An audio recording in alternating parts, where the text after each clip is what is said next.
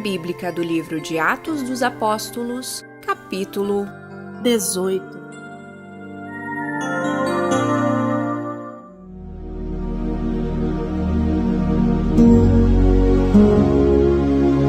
Depois disso, Paulo saiu de Atenas e foi para Corinto.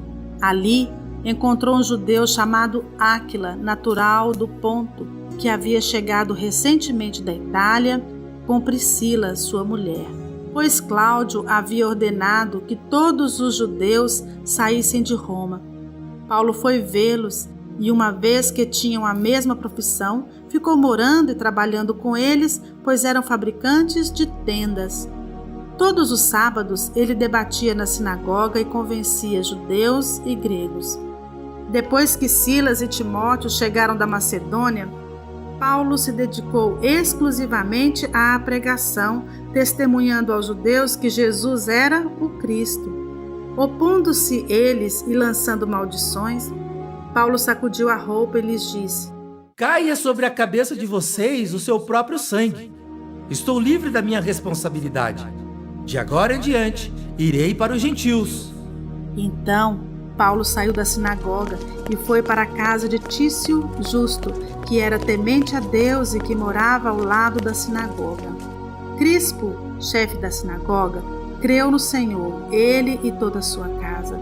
E dos coríntios que o ouviam, muitos criam e eram batizados.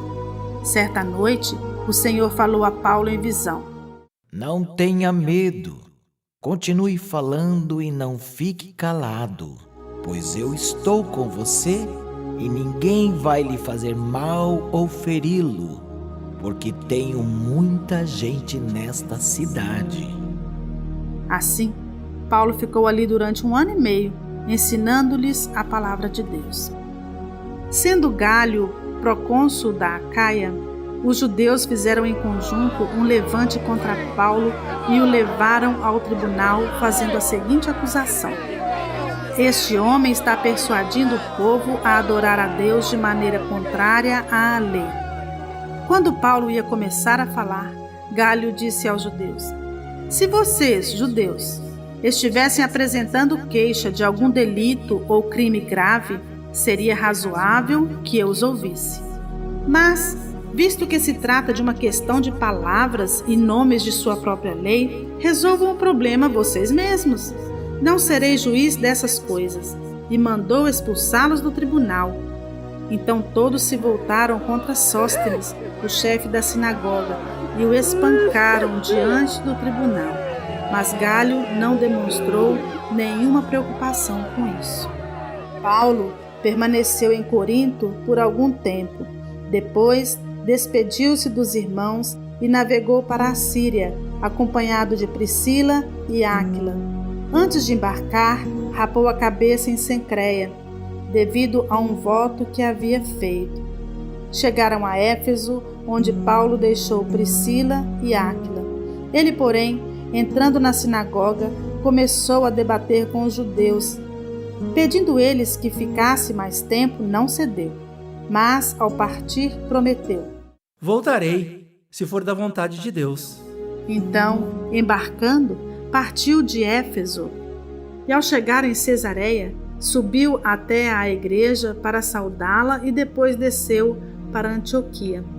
Depois de passar algum tempo em Antioquia, Paulo partiu dali e viajou por toda a região da Galácia e da Frígia, fortalecendo todos os discípulos. Enquanto isso, um judeu chamado Apolo, natural de Alexandria, chegou a Éfeso. Ele era homem culto e tinha grande conhecimento das Escrituras. Fora instruído no caminho do Senhor e com grande fervor falava e ensinava com exatidão acerca de Jesus, embora conhecesse apenas o batismo de João.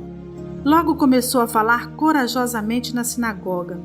Quando Priscila e Áquila o ouviram, convidaram-no para ir à sua casa e lhe explicaram com mais exatidão o caminho de Deus. Querendo ele ir para a Acaia, os irmãos o encorajaram e escreveram aos discípulos que o recebessem. Ao chegar, ele auxiliou muito os que pela graça haviam crido, pois refutava vigorosamente os judeus em debate público, provando pelas Escrituras que Jesus é o Cristo.